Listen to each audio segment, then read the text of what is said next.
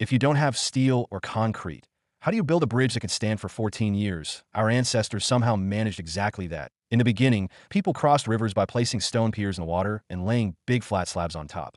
Naturally, they called it a bench bridge. It worked fine for narrow streams, but once the river got wider, those stone slabs would start to sag and eventually crack. So you came up with an idea, just add more piers to shorten the span, but that created new problems. Too many piers blocked boats, and during floods they were easily smashed apart, often taking the whole bridge with them. One day, while exploring a cave, you notice something curious. The cave is hollow, yet the ceiling doesn't collapse. The secret seems to lie in its arched shape. Inspired, you decide to imitate that form. Build a stone arch connecting the two banks. But during construction, you discover a major issue.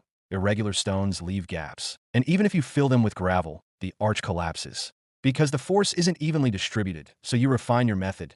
You carve each stone into a wedge, wide on top, narrow on the bottom. Now, when the arch is complete, the stones lock tightly together. As they push against one another, the force travels along the curve and into the abutments on both sides. Suddenly, the entire structure becomes stable without needing any piers at all, giving floodwaters and boats a clear passage. Early stone arches were perfect half circles. This increased the span, but also made the bridge absurdly tall. Crossing it felt like climbing a hill, not ideal for carts, horses, or anyone on foot. So you innovate again. You change the angle of each wedge-shaped block, pressing the tall semicircle down into a graceful, flatter segmental arch. To prevent the stones from shifting, you link them together using iron cramps, binding the arch into a single solid unit. The bridge deck becomes stable, wide and easy to walk across, but just when you think you've solved everything, another challenge appears. During violent floods, even a large arch can be battered by overwhelming force. To relieve pressure, you carve two smaller arches on either side of the main one.